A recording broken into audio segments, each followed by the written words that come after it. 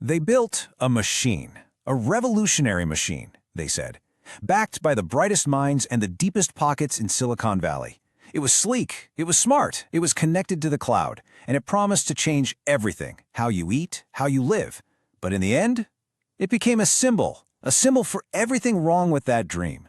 This is the story of Juicero. So what was the price for a piece of this future? $700. Yeah, a seriously premium price for what you'd have to assume was a premium product. But what did it actually do, this marvel of engineering? It squeezed a bag of juice. That's it. That's what it did. I mean, an invention so absurdly, wildly over-engineered, it ended up proving that the most innovative tool you have might just be your own two hands. So let's unpack this incredible story, this modern parable of ambition and total absurdity. All right, let's rewind. The year is 2013. We're in the heart of Silicon Valley, of course. And a man named Doug Evans, a true raw juice evangelist, he has a vision. He sees a problem, a modern plague, really, the sheer hassle of making fresh juice at home. And this was his promise.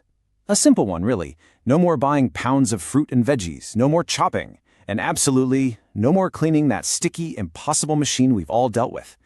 Juicero was going to deliver a perfect, fresh-pressed juice with just the push of a button. It sounded futuristic, healthy. It was perfectly quintessentially Silicon Valley. And with a vision not clean, you know what happened next. The money, it just poured in. And we're not talking about a little bit of attention. This was a tidal wave of cash from the biggest names in the game. Every single one of them was desperate not to miss out on what they thought was the next big thing. $120 million. Just let that number sink in for a second. That is an immense war chest, enough to build a massive brand, to perfect the tech, and to launch what everyone believed was a completely unstoppable product. And look, the investors, these weren't just some small-time angels. We were talking about the heavy hitters. Google Ventures, Kleiner Perkins, Artist Ventures. I mean, these are the kingmakers of the tech world.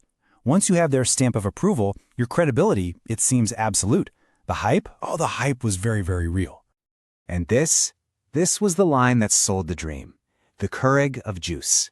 It was just so simple, so powerful. You immediately got it. Everyone knew Keurig, right? Suddenly, you could see it. Juicero was going to do for juice what Keurig did for coffee. That is the power of a perfect pitch. So how on earth did they justify that $700 price tag? Well, this is where the tech comes in. The machine scanned QR codes on the packets to guarantee freshness. It was Wi-Fi connected to collect, juice data, whatever that means. See, this wasn't just a juicer. It was sold as a piece of high-tech, connected hardware, an essential part of your modern, totally optimized life.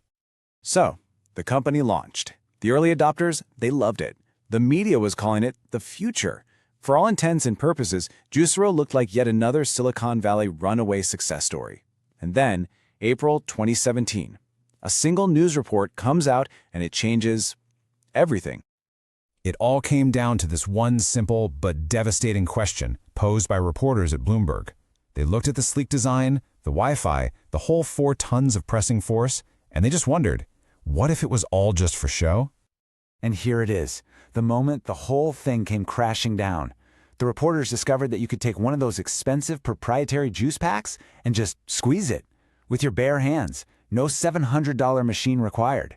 A video showing this simple act, it went viral. And just like that, the illusion was shattered.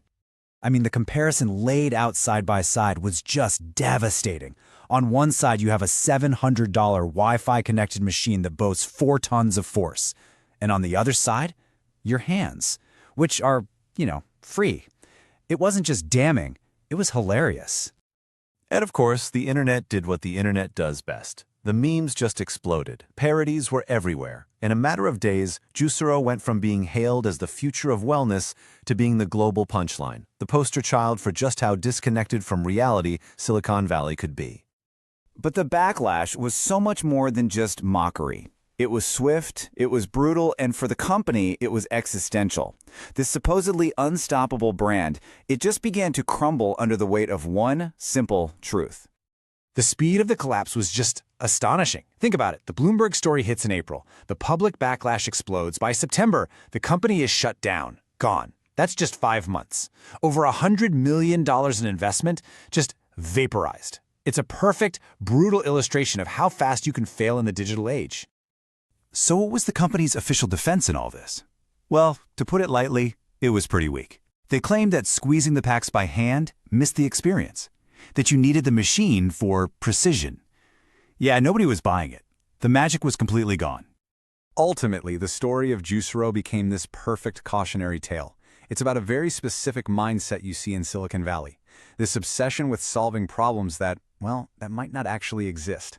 The belief that every single little inconvenience in life requires a complex, venture-funded, high-tech solution, even when a much, much simpler one is literally right there, staring you in the face.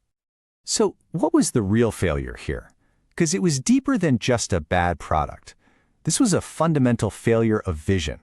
The company was completely disconnected from reality, disconnected from actual people, and ultimately disconnected from any real purpose beyond its own clever engineering and the crushing pressure to deliver a return on that huge investment. And this really brings us to the core lesson of the entire saga. True innovation, it isn't just about making something new or complicated. It's about making something that genuinely helps someone, something that connects with a simple, fundamental human truth in an elegant way. It's about creating real value, not just a sky-high valuation. So the story of Juicero forces us, all of us, to ask the same question about all innovation. In this race to build the future, are we actually solving real problems? Are we just building more and more expensive ways to, well, squeeze a bag of juice? It's a question we're thinking about, isn't it?